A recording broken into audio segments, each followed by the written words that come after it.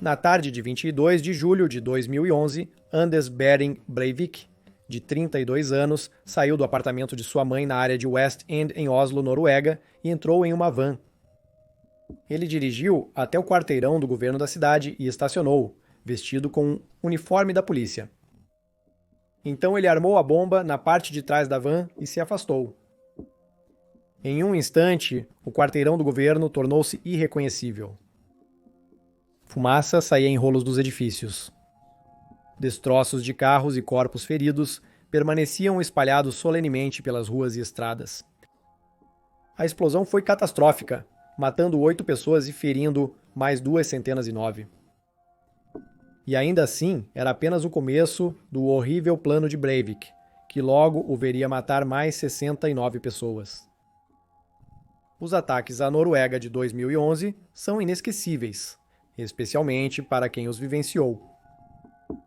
Depois da prisão de Breivik, a mídia o retratou como um terrorista de extrema-direita solitário, radicalizado por escritores e influenciadores anti-muçulmanos e ultranacionalistas, um homem movido pelo ódio. Neste documentário, pretendemos lançar luz sobre as origens deste homem, bem como os caminhos que o levaram a tirar a vida de 77 civis, enquanto examinamos o caso pesadelo de Anders Behring Breivik, o terrorista neonazista da Noruega.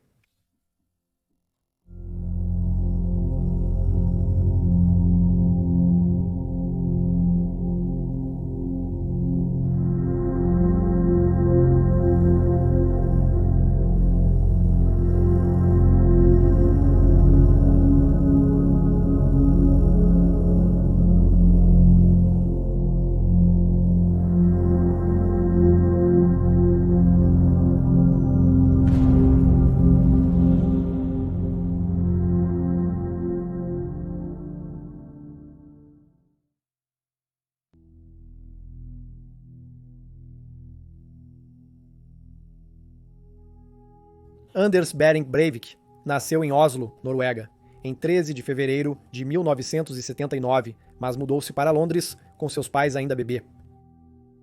Seu pai, Jens Breivik, supostamente veio de um ambiente rigoroso com pouca comunicação na família. Jens estudou administração e economia, tornando-se diplomata. Trabalhou na embaixada da Noruega em Londres e depois mudou-se para Paris. Wenka, a mãe de Breivik, tinha 33 anos e era enfermeira quando ele nasceu.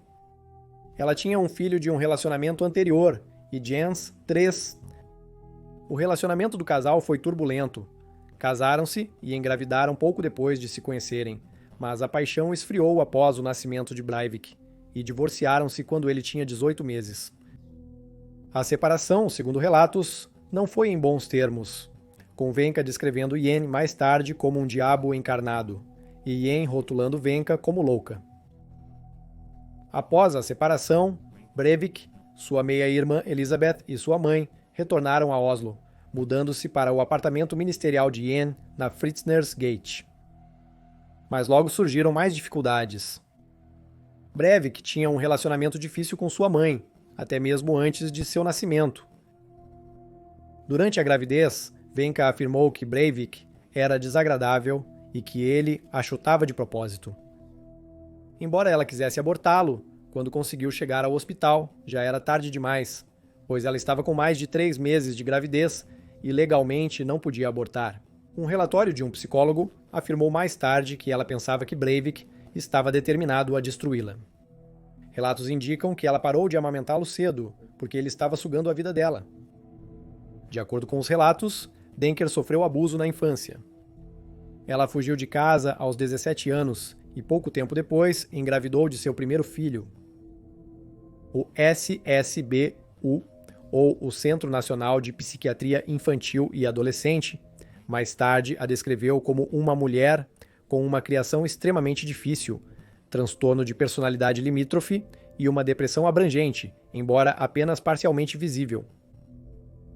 Quando Breivik tinha apenas 2 anos, sua mãe entrou em contato com um escritório de assistência social para pedir ajuda, dizendo a eles que não tinha rede de apoio em Oslo, pois era da área de Telemark e que estava fisicamente e mentalmente esgotada.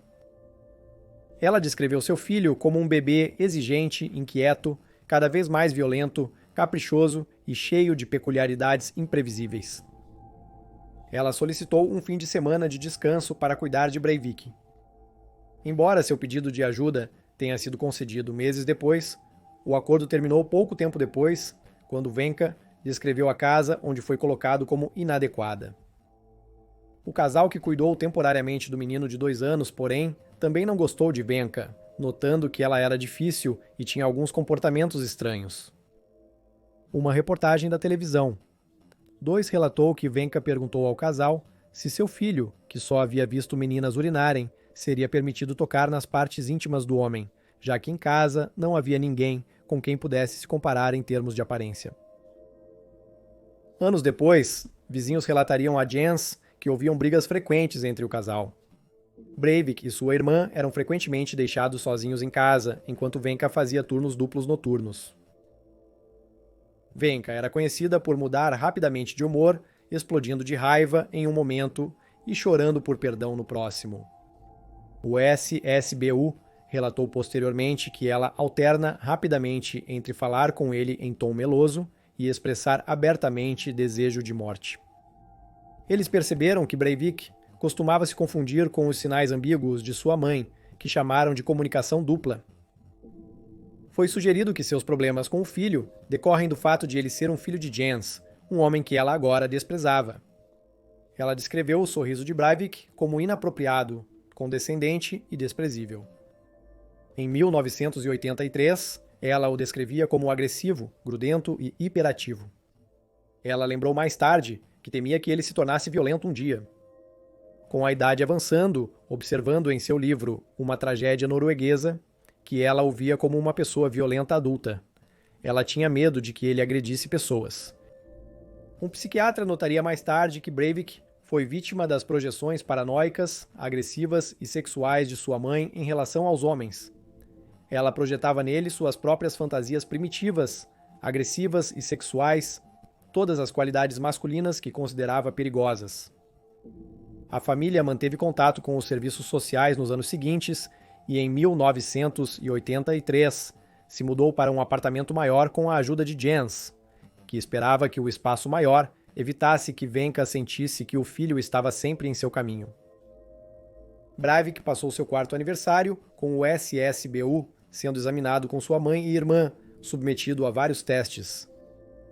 Especialistas observando-o na sala de brinquedos notaram que ele parecia não saber brincar com os brinquedos.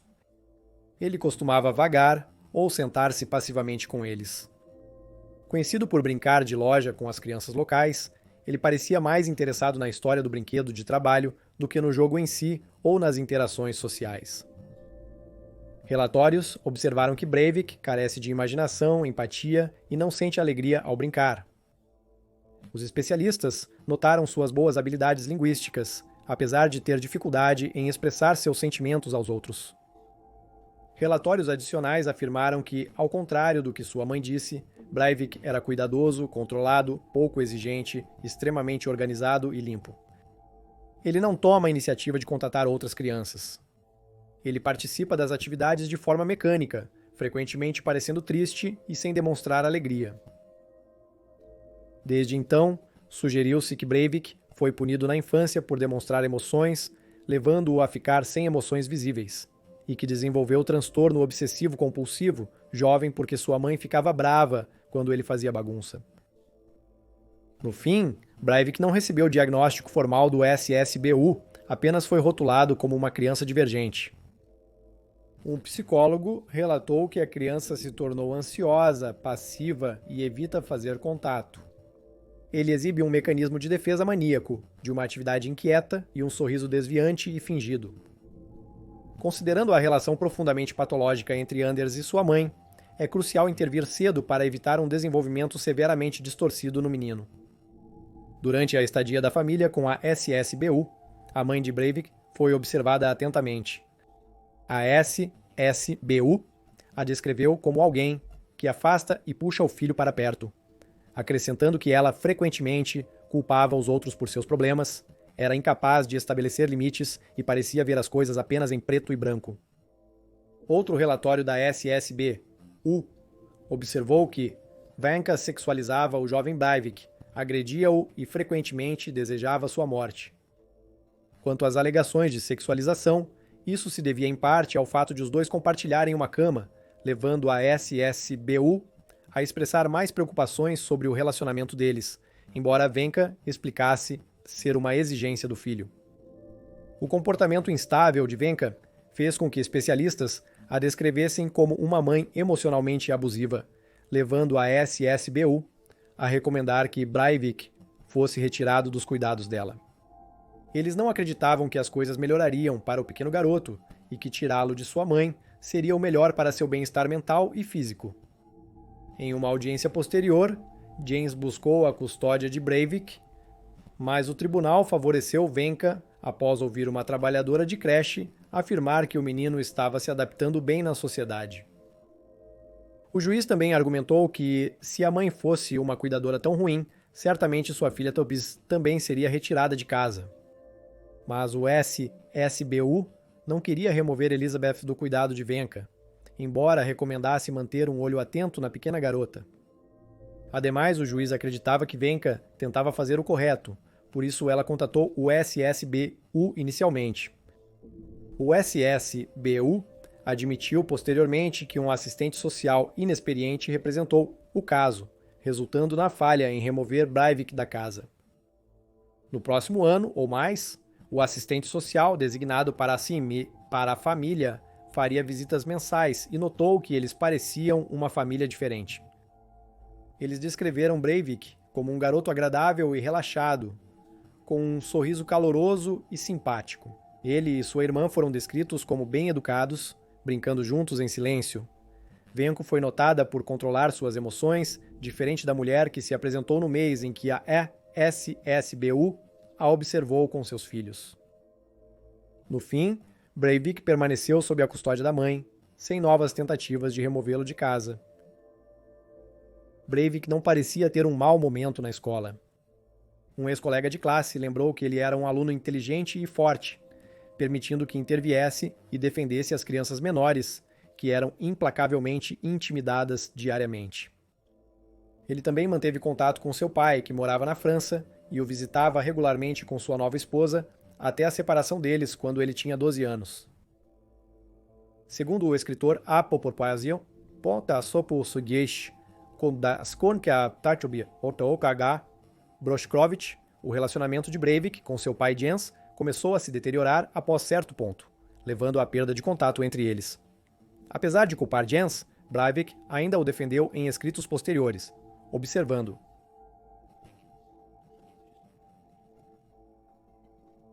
a madrasta de Breivik recordaria seu desprezo pelo sistema educacional. Como adulto, ele relatou que sua lembrança mais marcante do ensino fundamental foi ser obrigado a fazer aulas de tricô e costura. Escrevendo, esses cursos foram implementados pela primeira vez em vários países da Europa Ocidental como resultado da Revolução Marxista e acrescentou que foram implementados com o objetivo de contribuir deliberadamente para feminizar os meninos europeus em sua insana busca para tentar criar a utopia marxista, consistindo em verdadeira igualdade entre os sexos. Eu temia esses cursos, pois pareciam antinaturais e uma perda de tempo. Na adolescência, Breivik era visto como rebelde, tendo o grafite como hobby, e se envolvendo com a comunidade hip-hop na cidade. Ele foi pego várias vezes pela polícia por seu grafite e multado 2 vezes. Em 1995, aos 15 anos, Jens supostamente rompeu relações com Breivik e cortou todo o contato com ele. Jens, no entanto, discordava de seu filho, afirmando que sempre esteve disposto a ver Anders. Neste período, Breivik iniciou musculação diária a 6H antes da escola e passou a usar esteroides. Desde a adolescência até a idade adulta, ele se tornou extremamente preocupado com sua aparência, usando esteroides continuamente. Um amigo de infância lembrou de encontrá-lo no ônibus uma vez e notou que ele claramente tinha feito cirurgia plástica. Relatórios apontam que ele fez cirurgias no exterior na testa, queixo e nariz. Em seu manifesto, Breivik falou sobre sua vida adulta, mas mentiu notavelmente e culpou outros por alguns de seus problemas.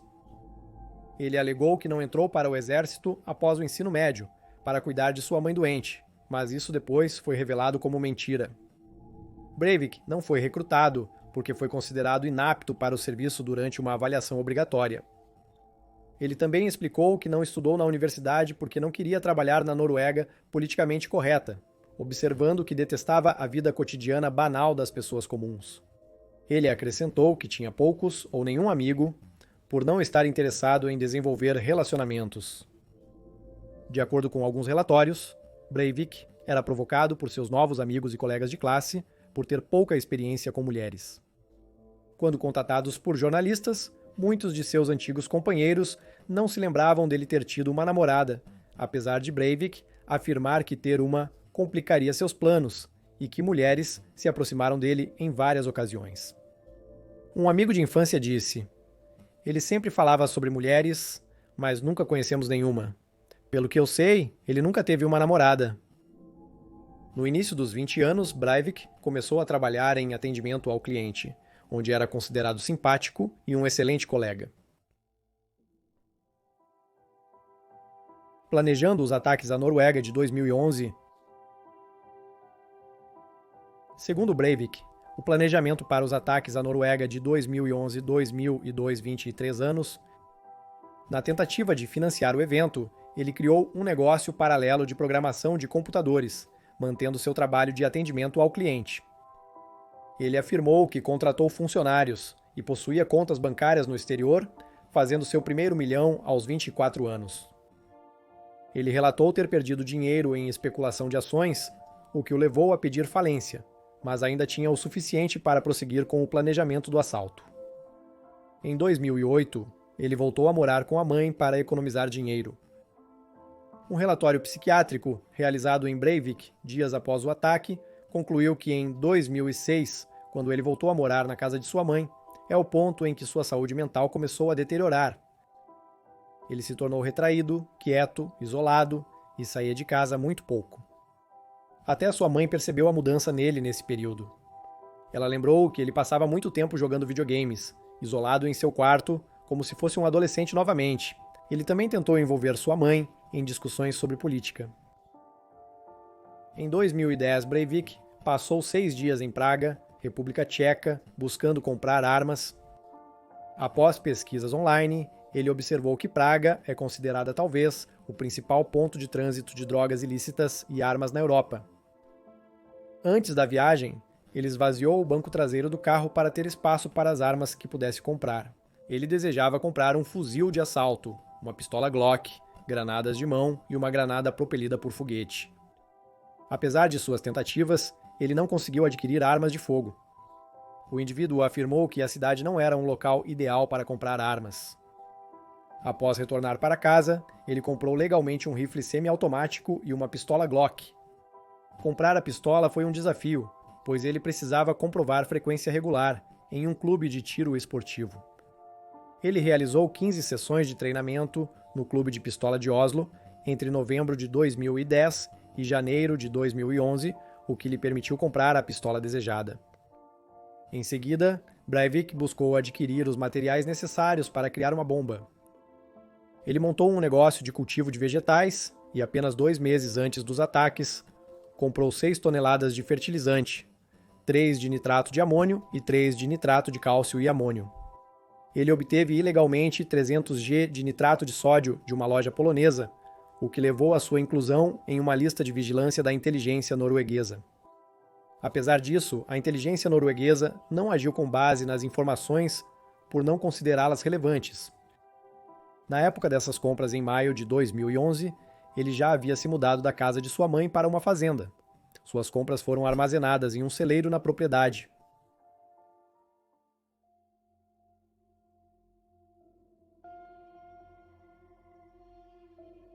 Uma bomba explodiu dentro de uma Volkswagen Crafter branca estacionada no quarteirão do governo de Oslo, às 15h25 de 22 de julho de 2011.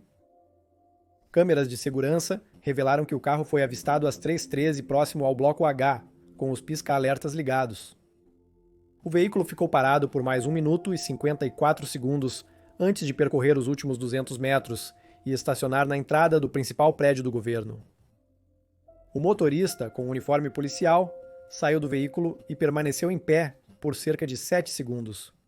Mais tarde, descobriu-se que Breivik tinha outro veículo próximo, que ele usou para deixar a área rapidamente. Ele não pôde ser identificado pelas imagens de vigilância, pois usava um capacete da polícia com viseira. O estilhaçar do vidro antes da explosão, pois todos estilhaçaram ao nosso redor. Então ouvimos uma grande explosão. Eu soube de imediato que era uma bomba, mas pensei que fosse dentro do nosso prédio. E ao descermos a rua mais tarde, vimos que tinha ocorrido a um quarteirão dali. A explosão resultou em 8 mortos e 209 feridos. O diretor de polícia admitiu que Breivik poderia ter sido detido antes se a comunicação entre as agências policiais fosse melhor. Aproximadamente 1h30 após a explosão, Breivik, usando uma identificação falsa da polícia e ainda vestido com o uniforme, embarcou na balsa para a ilha de Ut, onde ocorria o acampamento anual de jovens da Liga da Juventude dos Trabalhadores do Partido Trabalhista Norueguês. Aproximadamente 600 adolescentes estavam no acampamento. Ao chegar, Breivik se apresentou como um oficial do Departamento de Polícia de Oslo, que vinha verificar os participantes após a explosão. Contudo, o líder do acampamento suspeitou de Breivik e contatou o segurança da ilha. Mas antes que pudessem agir, foram alvejados. O homem de 32 anos reuniu os participantes ao seu redor, antes de retirar armas de uma bolsa e atirar aleatoriamente. Ele começou atirando nas pessoas na ilha, e depois nos que tentavam fugir nadando pelo lago. O correspondente da NRK relatou que testemunhas viram jovens tentando se esconder à beira da água quando o atirador se aproximou e disparou a queima-roupa com uma pistola automática enquanto eles estavam deitados. Enquanto isso, uma sobrevivente de 15 anos lembrou-se de ouvir os tiros, mas ao olhar, viu alguém que parecia ser um policial, sentindo uma sensação de segurança. Momentos depois, ela percebeu que o homem de uniforme era quem puxava o gatilho. Ela disse à NPR: "Eu vi muitas pessoas mortas." Ele primeiro atirou nas pessoas na ilha. Depois começou a atirar nas pessoas na água. Ela se escondeu atrás de uma pedra onde Breivik estava. Eu ouvia a respiração dele do topo da rocha. Outra sobrevivente, Dana Erzindini, de 21 anos, notou que várias pessoas feridas por Breivik fingiram estar mortas quando atingidas, na esperança de que ele não prestasse mais atenção nelas. Infelizmente, Breivik se aproximava dos feridos e atirava novamente para garantir que estavam mortos. Segundo relatos, Breivik poupou ao menos 2 pessoas. Um garoto de 11 anos, cujo pai foi morto no ataque, dizendo-lhe que era muito jovem para morrer, e um homem de 22 anos que implorou por sua vida. Sobreviventes descreveram cenas angustiantes de ver seus amigos morrerem e se esconderem entre arbustos e rochas, e dentro de cavernas, enquanto esperavam o massacre terminar, ouvindo lá o louco que era Breivik gritando: "Vocês vão morrer hoje, marxistas, liberais, membros da elite." A vítima mais nova tinha 14 anos e a mais velha, 16. O brutal massacre de 69 pessoas finalmente chegou ao fim após 1h30 às 6h25 da tarde, quando uma unidade tática da polícia chegou à ilha. O chefe de polícia reconheceu que as autoridades enfrentaram dificuldades para chegar à ilha devido à escassez de transporte até a chegada da unidade tática. Quando confrontado pela polícia armada e ordenado a se render ou ser baleado, Breivik largou as armas e se entregou. De 517 sobreviventes do ataque, 66 ficaram feridos. De acordo com o New York Times, a polícia observou que Breivik utilizou balas Dum-Dum, projéteis expansivos criados para causar ferimentos letais em vítimas desprotegidas. Depois de preso, Breivik permaneceu na ilha sob intenso interrogatório durante a noite toda. Em seguida, ele foi transferido para uma cela em Oslo. Breivik, por todas as contas, foi um perpetrador comunicativo, admitindo livremente seus crimes e discutindo ideologias e posições políticas com os interrogadores. Ele revelou que queria atingir a ex-primeira-ministra Gro Harlem Brundtland líder do Partido Trabalhista entre 1981 e 1992, que havia participado do acampamento juvenil mais cedo para fazer um discurso. Contudo, atrasos na ferrovia impediram-no de executar seu plano inicial. Apesar de admitir ter detonado a bomba e realizado o massacre na ilha, Breivik recusou-se a assumir a culpabilidade moral, rotulando suas ações como atrozes, mas necessárias, e alegando que atacou para salvar o país e a Europa Ocidental de uma tomada muçulmana. Seu advogado afirmou que ele desejava uma mudança social, e na visão dele, era necessário forçar uma revolução. Ele desejava atacar a sociedade e a estrutura da sociedade. Breivik acreditava que o Partido Trabalhista tinha um papel crucial na suposta decadência moral da Noruega, e afirmou que eles deviam pagar por decepcionar o país. Enquanto estava sob custódia, Breivik também se chamou de o maior monstro desde Quisling. Referindo-se a Vidkun Quisling, um oficial militar norueguês e colaborador nazista que chefiou o governo da Noruega durante a ocupação do país pela Alemanha nazista, Breivik foi acusado de 2 atos de terrorismo.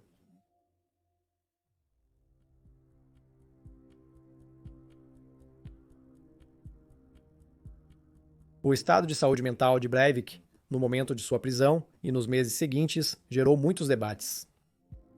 Psiquiatras forenses nomeados pelo tribunal, os primeiros a vê-lo após os assassinatos, diagnosticaram o homem de 32 anos com esquizofrenia paranoide e afirmaram que ele estava em um episódio psicótico durante os ataques de 22 de julho. Eles perceberam que ele aparentava insensibilidade emocional, falta de empatia, comportamentos compulsivos e pensamentos grandiosos e delirantes. O relatório mencionou que Breivik se autodenominava o cavaleiro mais perfeito da Europa desde a Segunda Guerra Mundial e se considerava um guerreiro em uma guerra civil de baixa intensidade. O psiquiatra concluiu que ele era suicida e homicida e considerou que ele era criminalmente insano. Isso gerou indignação nacional, pois significava que Breivik poderia ser confinado a um hospital psiquiátrico, não sendo condenado à prisão.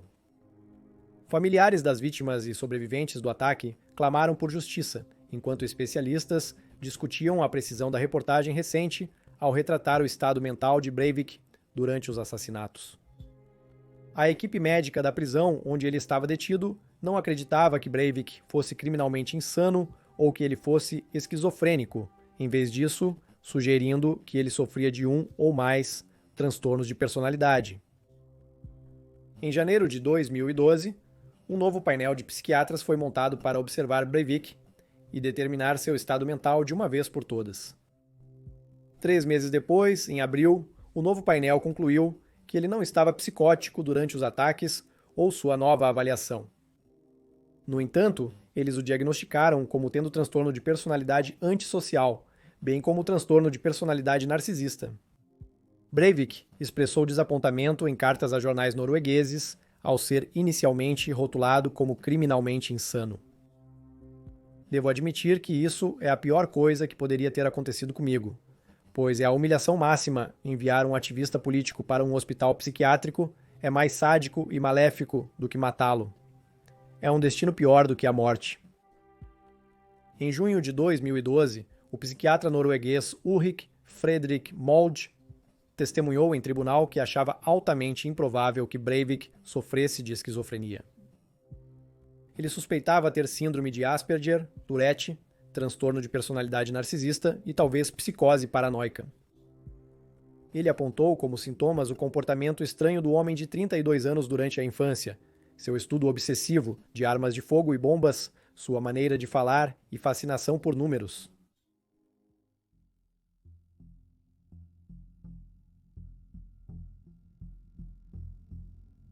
"90 minutos antes da bomba explodir em Oslo em 22 de julho, Breivik enviou um manifesto de 1.518 páginas chamado 2083, uma declaração de independência europeia, para 1.003 endereços de e-mail. É composto principalmente por escritos de escritores e influenciadores de extrema-direita. Na introdução, Breivik afirmou que a correção política era um grande problema e havia contribuído muito para a suposta decadência social. Em várias ocasiões, ele se referiu à correção política como marxismo cultural.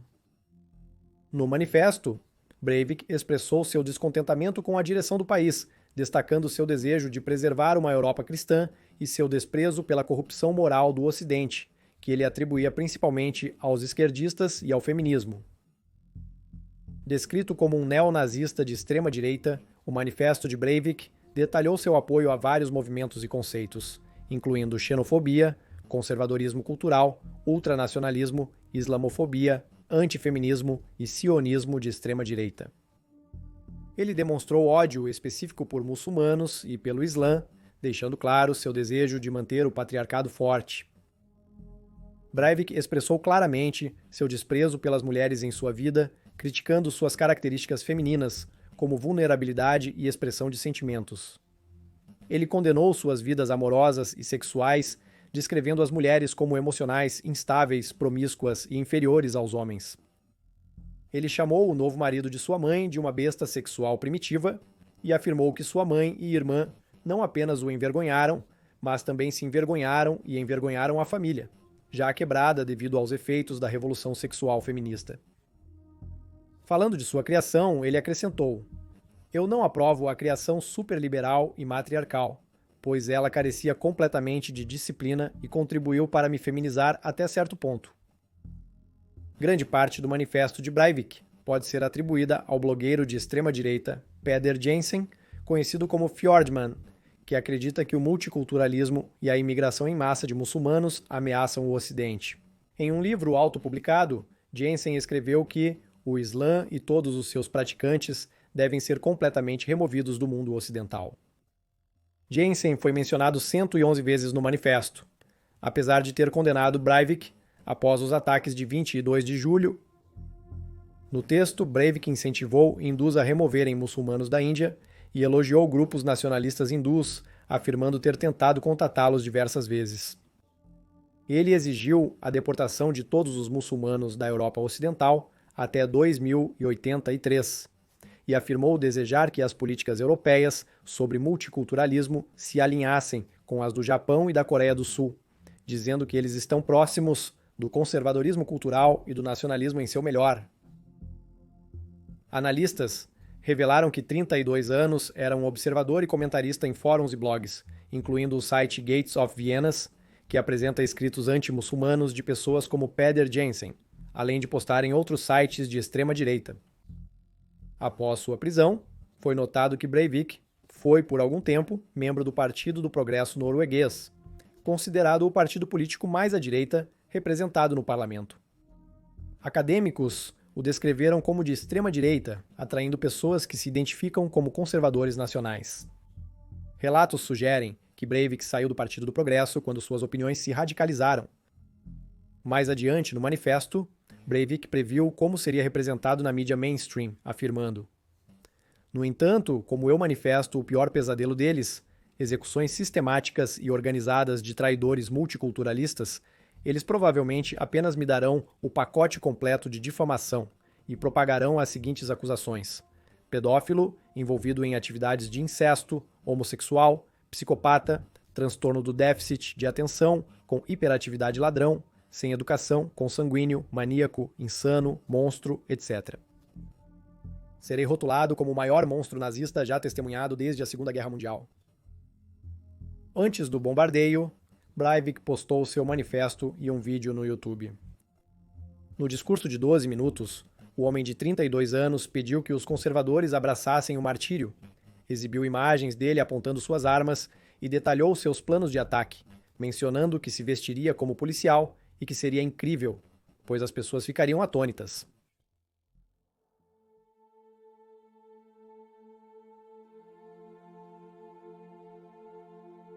Em 24 de agosto de 2012, Breivik foi considerado são e condenado à prisão perpétua.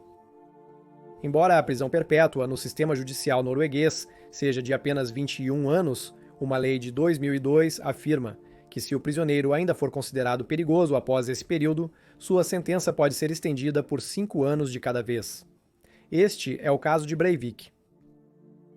Carl Norsgaard, em artigo para o New Yorker, destacou o momento do julgamento de Breivik em que ele refletiu sobre alinhar suas vítimas do acampamento juvenil contra uma parede, achando estranho que nenhuma tentou fugir, diferente do que se veria na televisão ou cinema. Carlo escreveu: "Suas vítimas ainda permanecem como imagens para ele. Ele sabe o que fez, mas não tem noção da devastação. Apenas um indivíduo pode sentir por outro, e Breivik não possui mais esse eu. Está morto."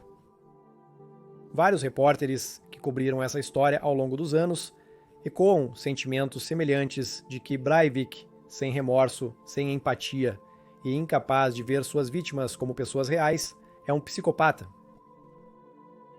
Seu pai Jens ainda morava na França na época dos ataques de 2011. Ele disse à mídia que estava em estado de choque, acrescentando: "Eu não me sinto como seu pai.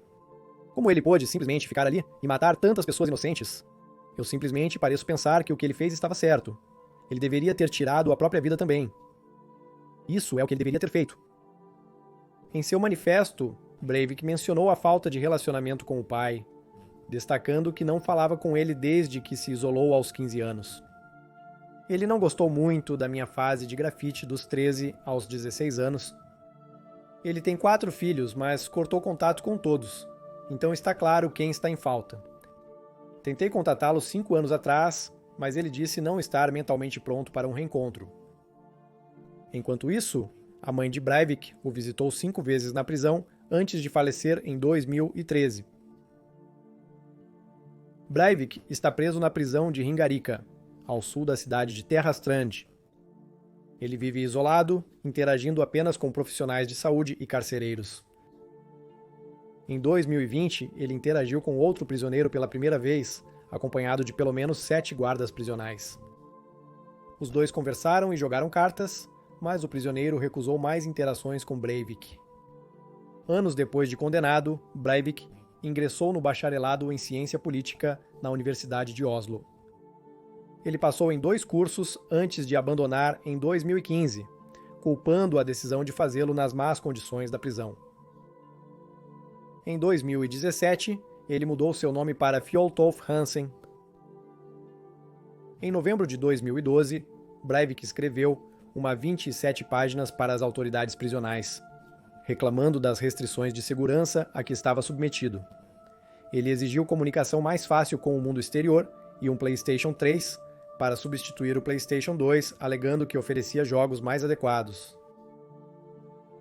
Em 2014, ele teria exigido acesso a um sofá e uma academia maior, ameaçando fazer greve de fome caso suas demandas não fossem atendidas. Muitas de suas reclamações se concentravam na falta de variedade nos videogames aos quais ele tinha acesso, alegando que outros detentos podem jogar jogos para adultos, enquanto ele só tem o direito de jogar jogos menos interessantes para crianças. Um exemplo é Rayman Revolution, um jogo para crianças de 3 anos. Em 2016, Breivik processou novamente o governo da Noruega, alegando que o confinamento solitário violava seus direitos humanos e que era submetido a tratamentos degradantes, incluindo revistas íntimas e buscas noturnas em sua cela. Durante o julgamento civil de Breivik, suas algemas foram removidas e ele fez uma saudação nazista. Inicialmente, o juiz decidiu que as condições da prisão violavam o artigo 3 da Convenção Europeia dos Direitos Humanos e o governo foi ordenado a arcar com os custos do julgamento. Um recurso de 2017 viu o caso ser rejeitado. Em janeiro de 2024, Breivik novamente processou o governo norueguês por estar constantemente em isolamento social. Ele alegou que o isolamento prejudicava sua saúde mental, afirmando: "Não acho que consigo sobreviver muito mais sem relações humanas significativas. Ainda sou uma pessoa e há um limite para o quanto posso aguentar. Todo dia é um pesadelo. Eu penso em suicídio todos os dias." Ele acrescentou mais tarde: "Eu sinto muito pelo que fiz. Pretendo abandonar a carreira política." Críticos chamaram o colapso emocional de Breivik de lágrimas de crocodilo, enquanto familiares das vítimas do ataque de 2011 observaram: "Estamos cansados disso ser trazido à tona repetidamente. Isso nos desgasta e dilacera por dentro." O julgamento terminou em 12 de janeiro, e em 15 de fevereiro de 2024 foi determinado que os direitos humanos de Breivik não estavam sendo violados. Ele continuará sendo mantido em isolamento. Nosso coração se solidariza com as vítimas deste terrível ataque.